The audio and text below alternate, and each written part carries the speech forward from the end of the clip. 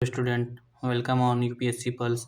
अब तक हम लोगों ने पॉलिटी का 3 चैप्टर कंप्लीट कर लिया है। ठीक है, यहाँ पे ये 3 नहीं 4 होगा। हम लोगों ने 3 चैप्टर में कौन कौन सा कंप्लीट किया है? सबसे पहले making of Indian constitution, second क्या कंप्लीट किया है? सेलिएंट फीचर, और थर्ड क्या कंप्लीट किया है? प्रीएम्बल, है कि नहीं? अब हमारा 4th चैप्टर क्या है? Union and it's territory. याद रखिएगा, यूनियन एंड इट्स टेरिटरी। अब मुझे बताइए, यूनियन क्या होता है और टेरिटरी क्या होता है? सुनिए, जैसे कुछ स्टेट हैं, वो जब एक साथ मिलते हैं उसके बाद एक अलग कंट्री का मतलब वो निर्माण करते हैं, तो उससे क्या बोलते हैं?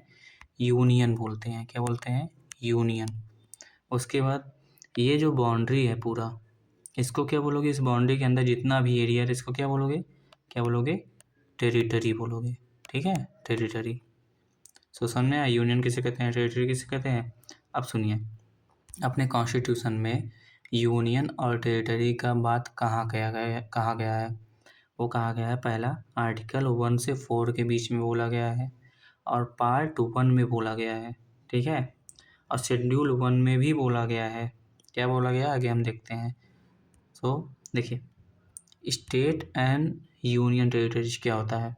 देखिए, आर्टिकल 1 में क्या बोला गया है? India, that is Bharat, as a union of state rather than a federation of state. इसका मतलब क्या है कि इंडिया, जिसका नाम भारत है, वो क्या है? यूनियन ऑफ स्टेट है। यूनियन ऑफ स्टेट का मतलब ये बताया कि सारी स्टेट को मिला करके एक देश बना दिया गया, rather than a federation of state. Federation का मतलब क्या है कि वो स्टेट क्या करे? एग्रीमेंट करके आए, है कि नहीं? एग्रीमेंट करके आएगा तो उसका जब मन करेगा तब वो अलग भी हो जाएगा, लेकिन ऐसा नहीं है, यूनियन है ये। इसलिए क्या है कि कोई भी स्टेट अपने मन से भारत से अलग नहीं हो सकता है। ठीक है, याद रखिएगा। अब सुनिए, शेड्यूल 1 में क्या लिखा गया है? Name of the state and their territorial jurisdiction. मतलब स्टेट का मतलब यहाँ है कि कंट्री, अपने कंट्री का नाम क्या है और उसका टेरिटोरियल जुरिडिक्शन मतलब वो कितने दूर तक फैला हुआ है, इसके बारे में बताया गया है शेड्यूल 1 में। ठीक है, उसके बाद क्या है कि जो शेड्यूल 1 है वो क्या चीज़ मतलब प्रोवाइड करता है, या फिर this provision deals with 2 things. कौन कौन सा? नेम ऑफ कंट्री और type of polity. Type of polity का मतलब है कि यहाँ पे किस तरीके का सरकार है, ये सीधा सीधा। ठीक है, कैसा यहाँ पे गवर्नमेंट है, कैसा यहाँ के लोग मतलब पॉलिटी का वो पावर अपने पास में रखे हुए हैं, यहाँ का पीपुल, यहाँ का सिटीजन। ठीक है, अब सुनिए, भारत का नाम 2 है, इंडिया और भारत, है ना? तो ये क्यों ऐसा पड़ा, आप लोग को पता है? देखिए, कॉन्स्टिट्यूएंट असेंबली में जब आर्टिकल 1 का बात किया गया तो वहाँ के कुछ लोग थे जिन्होंने बोला कि इसका ट्रेडिशनल नेम रहना चाहिए भारत, और कुछ लोगों ने बोला कि नहीं, इंडिया अब मॉडर्न मतलब मॉडर्न की तरफ जा रहा है, मॉडर्नाइजेशन हो रहा है, तो उसका नाम क्या रहना चाहिए? इंडिया रहना चाहिए। इसीलिए दोनों को मिला करके, बोथ मिला करके क्या बोल दिया गया? India, that is Bharat. ठीक, अब सुनिए, Indian Federation is not a result of agreement among the state. The state have no right to secede from the federation. अभी मैंने बताया कि इंडियन फेडरेशन जो है वो स्टेट के बीच का एग्रीमेंट नहीं है कि स्टेट जब चाहे तब, जब मन तब चाहे वो बोले कि अब हमें अलग होना तो वो अलग हो जाएगा। नहीं, ऐसा नहीं है। ठीक है, अलग नहीं हो सकता है जब तक यहाँ के पार्लियामेंट में वो बिल ना पेश किया जाए, वो प्रोविज़न पूरा फॉलो ना किया जाए, प्रोसीजर फॉलो ना किया जाए, तब तक नहीं हो सकता है। ठीक, अब सुनिए, आर्टिकल 1, अकॉर्डिंग टू आर्टिकल 1 क्या कहा गया है? मतलब इंडिया जो है वो 3 कैटेगरी में डिवाइड किया गया है। एक टेरिटरीज ऑफ स्टेट, मतलब स्टेट, कौन सा स्टेट कितना बड़ा है, कितने दूर तक है, उसके बारे में।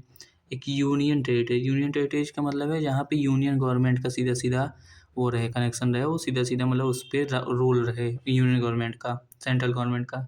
और थर्ड क्या है कि अपना गवर्नमेंट जो बाहर के देश से एक्वायर कर ले उसको, किसी स्टेट को, किसी पार्ट को, लैंड के पार्ट को, तो उसे एक्वायर करके क्या बोल देंगे? टेरिटरी बोल देंगे। ठीक है, आगे सुनिए, आर्टिकल 2 में क्या है? आर्टिकल 2 में कहा गया है कि जो पार्लियामेंट है उसके पास पावर है, किस चीज़ का पावर है? कि वो एक नया स्टेट बना सकता है। ठीक है, मतलब जो बाहर से है मिलता है, एक्सटर्नल जो मिलता है मतलब स्टेट, उसे इंडिया में ऐड कर सकता है, या फिर वो मतलब grant the power to parliament admit a new state या फिर establish to a new state which are not in existence. मतलब पहला है कि किसी स्टेट को एडमिट कर सकता है भारत में जो एग्जिस्टेंस में पहले से ही रहे, किसी देश से अगर मिल रहा है। और दूसरा क्या है कि वो इस्टेब्लिश कर सकता है नए स्टेट को अगर वो स्टेट क्या है कि मतलब एग्जिस्टेंस में नहीं है, बाहर से है इसलिए। ठीक है। अब आर्टिकल 3 में क्या है? आर्टिकल 3 है कि इंटरनल अफेयर है। सबसे पहले जान लीजिए, ये फॉर्मेशन और changes in the existence of state, मतलब अपने इंडिया के अंदर ही जो भी स्टेट एग्जिस्टेंस में है उसके फॉर्मेशन और रीएडजस्टमेंट के लिए है। ठीक है। अब सुनिए, क्या ऐसे ही कोई रीएडजस्टमेंट हो जाएगा क्या भारत देश के अंदर? मतलब किसी भी राज्य को जब चाहे तब बड़ा कर दे, छोटा कर दे, नाम बदल दे, कुछ भी कर दे? नहीं। क्या होगा कि बिल इंट्रोड्यूस किया जाएगा कहाँ? पार्लियामेंट में। किसके रिकमेंडेशन पे? प्रेसिडेंट के रिकमेंडेशन पे। बिना प्रेसिडेंट के रिकमेंडेशन के ये बिल आएगा ही नहीं पार्लियामेंट में, ये बात याद रखिएगा। अब सुनिए, नेक्स्ट आर्टिकल है article 4। Laws made under article 2 and 3 provide for the amendment for the first and fourth schedule, supplemental, incidental and consequential matters। मतलब जो भी लॉ बनेगा आर्टिकल 2 और आर्टिकल 3 के अंडर, वो आर्टिकल 4 से क्या लेगा? अथॉरिटी लेगा अपना। ठीक है। उसके बाद क्या है कि आर्टिकल 4 क्या डिक्लेयर करता है? ये डिक्लेयर करता है कि जो आर्टिकल 2 आर्टिकल 3 के अंडर लॉ बना हुआ है वो क्या कहा जाएगा? वो अमेंडमेंट नहीं कहा जाएगा। ठीक है। उसे क्या बोला जाएगा? सीधा सीधा रूल बोला जाएगा। ठीक, समझ में आया नहीं? और ये जो लॉ है कैसे पास किया जाएगा? रूल या फिर लॉ बोला जाएगा उसको, उसको अमेंडमेंट नहीं बोला जाएगा, याद रखिएगा। और उसके बाद क्या है कि ये कैसे पास किया जाएगा? ये पास किया जाएगा बाई सिंपल मेजॉरिटी से। सिंपल मेजॉरिटी ऑर्डिनरी प्रोसेस से पास कर दिया जाएगा आर्टिकल 4 के जो भी लॉ बनेंगे आर्टिकल 2 और आर्टिकल 3 के अंडर में। ठीक है। उसे अमेंडमेंट नहीं बोलेंगे। आर्टिकल 368 के अंडर उसे अमेंडमेंट नहीं बोलेंगे, याद रखिएगा, ये क्वेश्चन पूछ चुका है। नेक्स्ट क्या है हमारा? Parliament's power to reorganize the state. मतलब पार्लियामेंट का जो कौन मतलब वो पावर कहाँ से लेता है जो स्टेट को रीऑर्गेनाइज कर ले? तो वो आर्टिकल 3 से अथॉरिटी मिलता है पार्लियामेंट को। ठीक है। आर्टिकल 3 से क्या मिलता है कि form a new state by separation और बाय यूनाइटिंग एनी टेरिटरी और any part of the state. मतलब क्या है कि नया स्टेट बना दे। जैसे 2 स्टेट हैं, ठीक है, इसका कुछ पार्ट ले ले, इसका कुछ पार्ट ले ले, इन दोनों को मिला के एक नया स्टेट बना दे पार्लियामेंट। ठीक। या फिर एक स्टेट है उसको बीच में से काट दे, फिर कहीं से भी काट के उसको एक नया स्टेट बना दे। ठीक है। तो ये क्या रहेगा? पार्लियामेंट के पास इसका पावर है। उसके बाद क्या है? Increase the area of any state या फिर diminish the area of any state. मतलब बताया ना कि ये बड़ा सा स्टेट है, इसको और बड़ा करना है तो अगल बगल का और मतलब राज्य से ज़िला लेके और बड़ा कर देगा इसको, या फिर इसे छोटा करना है तो यहीं से काट के कुछ ज़िले को इसमें दे देगा, ये छोटा स्टेट हो गया। ठीक है। इसका पावर है पार्लियामेंट पास। उसके बाद क्या है कि कोई भी बाउंड्री का अल्टर कर सकता है, मतलब बाउंड्री बदल सकता है, या फिर किसी नाम को भी बदल सकता है किसी स्टेट का। ठीक है। नेक्स्ट क्या है? Parliament can redraw the political map of India according to its will. मतलब पार्लियामेंट क्या है कि इंडिया का पॉलिटिकल मैप अपने हिसाब से कैसे भी करके रीड्रॉ कर सकता है। अब जब स्टेट को अलग अलग मतलब बदल सकता है, उसका नाम बदल दे या फिर उसका साइज़ चेंज कर दे, तो जो भारत में जैसे जैसे अपना मतलब वो मैप रहेगा, जब यहाँ चेंजेस कर दिया तो मैप में भी तो चेंजेस हो ही जाएगा पार्लियामेंट के हिसाब से। तो यही बात कह रहा है वहाँ पे। ठीक है। इसीलिए क्या है? टेरिटोरियल इंटीग्रिटी एंड और continued existence of any state is not guaranteed by the constitution. मतलब जैसे कभी क्वेश्चन में दे दे कि टेरिटोरियल इंटीग्रिटी और कंटिन्यू मतलब ये एग्जिस्टेंस जो स्टेट का है क्या वो गारंटी देता है कॉन्स्टिट्यूशन? तो नहीं देता है। क्यों? क्योंकि आर्टिकल 3 के तहत पार्लियामेंट के पास पावर है, वो बदल सकता है, बड़ा कर सकता है, छोटा कर सकता है, नाम बदल सकता है, 2 स्टेट बना सकता है, 2 से 1 कर सकता है।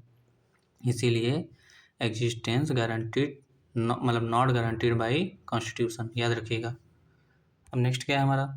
इंडस्ट्रक्टिबल यूनियन ऑफ डिस्ट्रक्टिबल स्टेट। ये जान लीजिए, मतलब टूटे टूटे हुए राज्यों का एक समूह मतलब ग्रुप बना दिया गया भारत। तो ये इंडस्ट्रक्टिबल था मतलब टूटा हुआ था।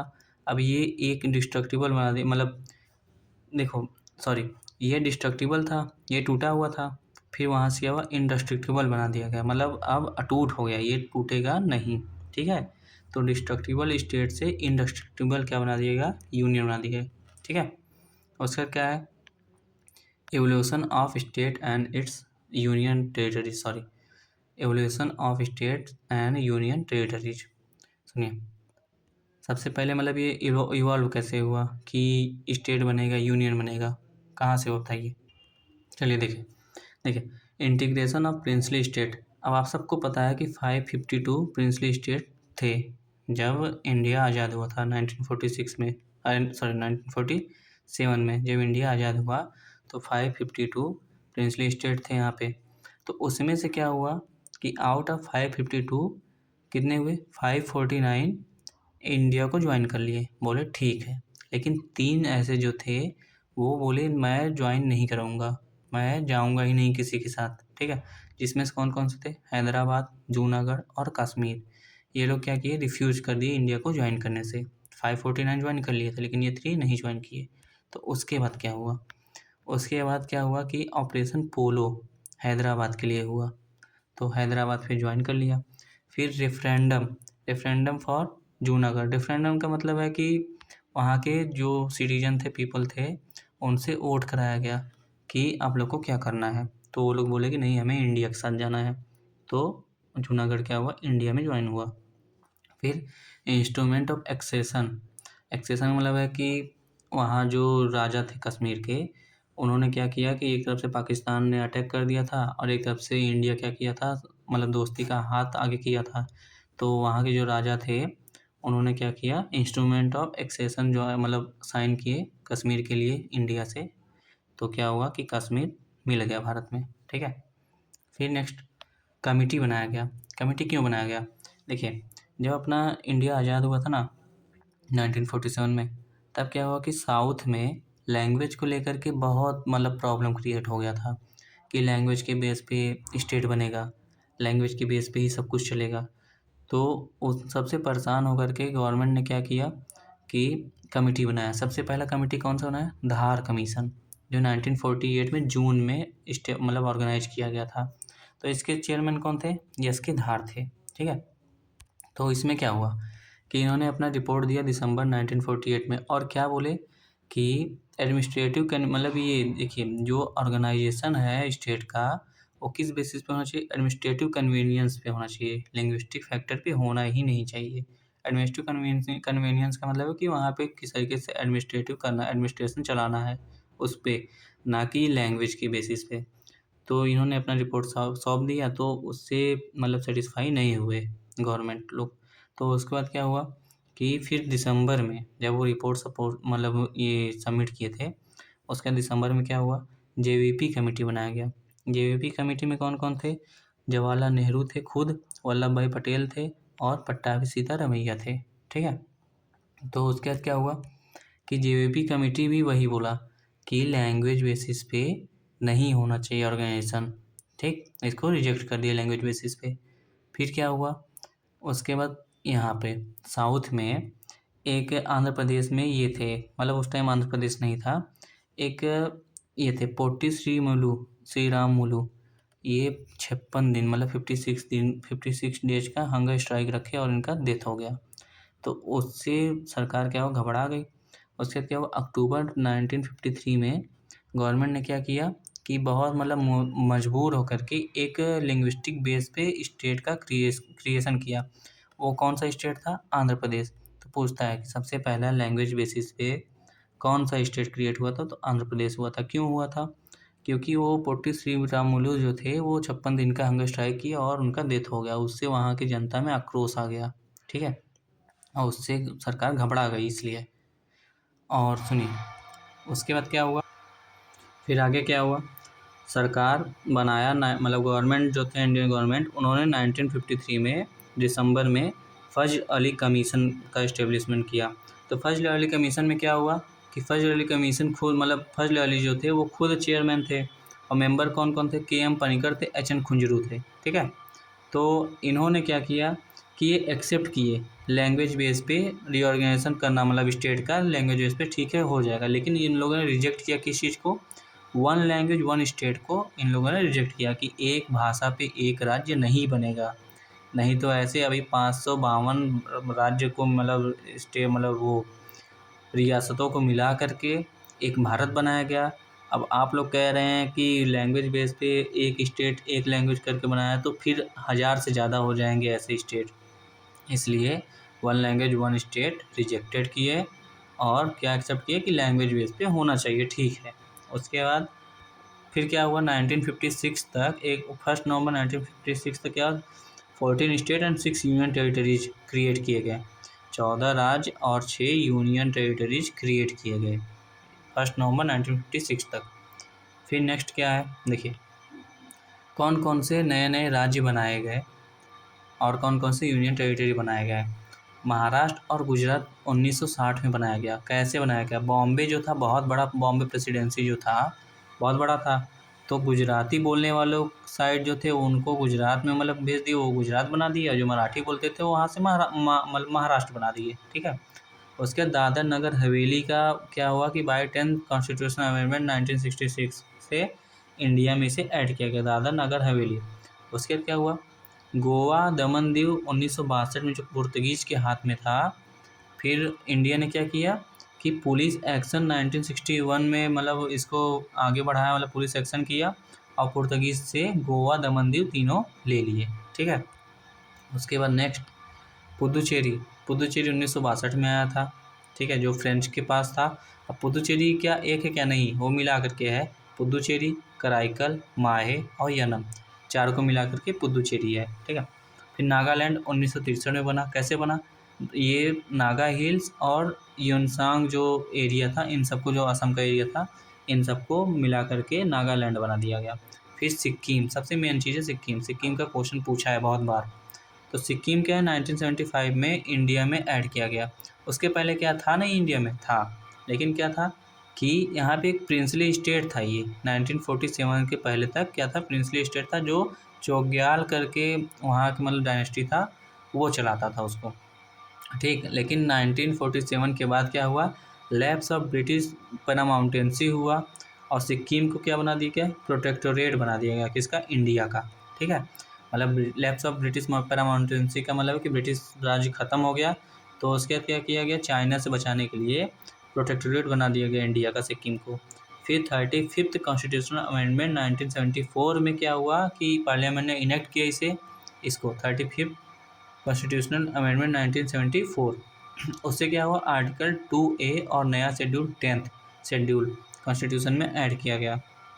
फिर सिक्किम में रेफरेंडम हुआ 1975 में, वहाँ के पीपल से क्या किया गया, वोट करवाया गया कि आप लोग वोट करिए, आप लोग को करना क्या है, ठीक है।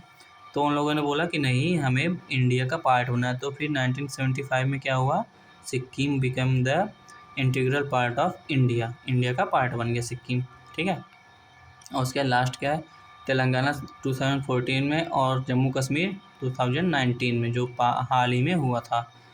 तो इससे हमारा ये चैप्टर कंप्लीट हुआ। अब हम मिलेंगे नेक्स्ट चैप्टर में। नेक्स्ट चैप्टर हमारा जो भी रहेगा आप लोग देखिएगा और इसको लाइक करिए, शेयर करिए। और हाँ, मंडे से हमारा चालू हो रहा है क्या चीज़, PYQ, किस चीज़ का, UPSC का PYQ, ठीक है।